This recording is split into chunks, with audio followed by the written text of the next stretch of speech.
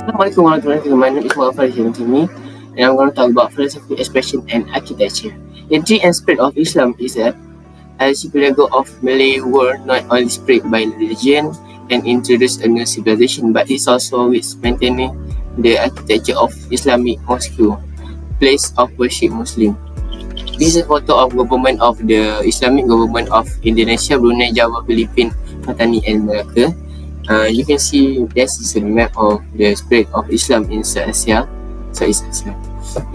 Islam Southeast Asia has its own style of its temple and intellectual tradition.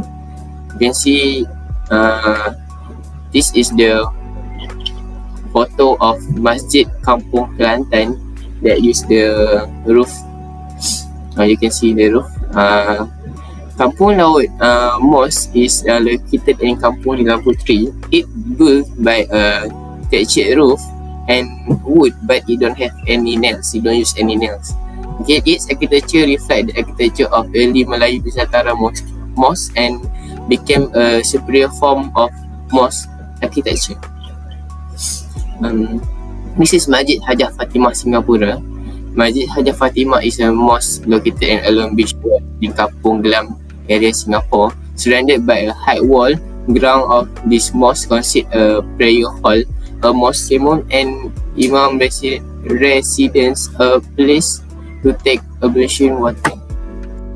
It's surrounded by a high wall. This is about the architecture, the book. Surrounded by a high wall, the ground of this mosque consists a prayer hall, a mausoleum, and imam resident, a place to take ablution water. The tower leans slightly about 6 feet from the center line. Its large dome is surrounded by 12 windows shaped like a sharp double-edged knife, each made of yellow and green stained glass. You can see from the photo, the unique feature of this mosque may lie in its minaret design in European style. Assalamualaikum, my name is Nur Haida Malaysian, and my student ID is 2021452846, and today I would like to explain to you about landscape in Malaysia and its history. So park and landscape can actually be linked to the history of human existence itself. There are historical records of the early landscape that refer to, firstly, forbidden parks and amusement parks during the Malacca Sultan. Secondly, a flower garden in the days of the Kelantan Sultanate, which is famous for the land serendah kebun bunga and the beauty of the world of flowers. Third is medicinal plants, spices, and fruit gardens in Malay villages. Fourth is Park Gairat, Hikayat Hang Tuah, park for the king to hunt. That means wild animals are released on an island surrounded by a vast lake. And then fifth is Bija National Park. The lastly is in Java. The palace is known as the Kraton. The Kraton Park is based on religion, philosophy, and culture. Okay, so the second slide I will explain to you about village landscape. So for more than 500 years, inland areas consisting of native plants, wildlife, and even small village, better known as villages, are believed to be the main man-made landscape that has shaped the native landscape. So the design of the landscape spaces in the village area has its own function. For example, the yard is left open with grass and flowering plants for the purpose of parties and welcoming guests. Secondly, the backyard and the kitchen are planted with plants and spices. And lastly, the outskirts of the house are usually filled with various types of fruits, trees that function as a boundary maker to the residential area. The arrival of the colonies, such as the British, marked the beginning of changes in the elements of the landscape. So colonizers not only brought changes in terms of social values, but also brought physical changes by changing a large part of the original landscape dimension by introducing the concept of open spaces and recreation park in the city areas. So these are the examples of the park that is not used for public, but for memory, urban beauty, and local ecology. My name is Siti Safia Binti Wajid. My number matric is 2021811622. So I'm representing landscape transformation and development. As for landscape development, the history of human existence as whole can be related with gardens and landscape. There are historical and geometric remnants from the earliest written records that refer to, for example, Garden Park in Kelantan, the significant with its wealth and beauty of flowers. And Malay village is the first one who started to plant medicinal spices, fruits, and orchids. So, since more than 500 years ago, small villages is man-made landscape of the major form of natural landscape. The village landscape space design has its own purpose, which areas of the site are left open for the planting of grass and flowering plants for the feast, and plant with herbs and spices in the area behind the home and or kitchen. A home with trees along the edge is the marked boundary of the house. Next, for landscape transformation, it was changed after the British colonized our country. There are three examples of parks that were built by British colonial, which are Taman Botani Pulau Pinang, Taman Tasik Perdana, and Taman Tasik Taiping. This tree park has its own identity, but still for people to enjoy the view. Next, for Dasar Ekonomi Baru, it was created by the government planning to get new town, Delta, from agriculture to industrial.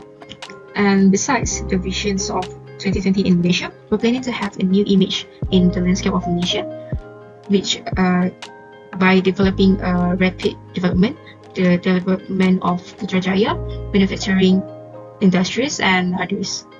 That's all from me. Thank you. Assalamualaikum warahmatullahi wabarakatuh. My name is Muhammad Isyadulis bin Muhammad Kamal Al-Rashid. So now I'm going to explain the park at Malaysia and the design.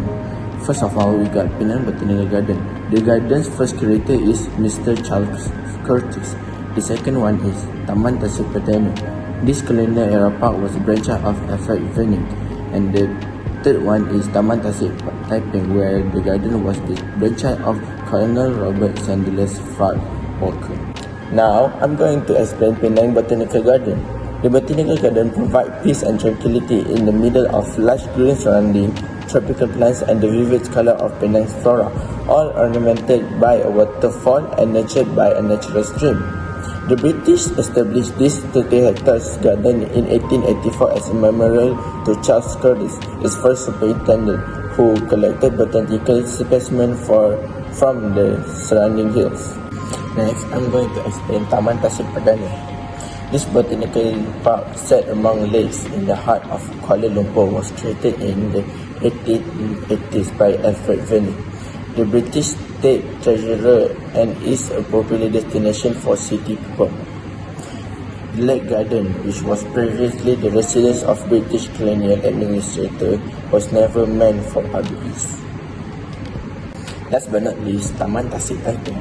The 64 hectares location was Malaya's first public garden, and it was treasured for its beauty. The gardens are highlighted by 11 picturesque lakes and ponds. These picture postcard gardens, magnificently sculpted from the natural surroundings, shows a tranquil and panoramic panorama with their lush foliage, gorgeous lakes, and profusion of colorful flowers and plants. Last but not least, I'll be talking about the Institute of Landscape Architect Malaysia, ILAM.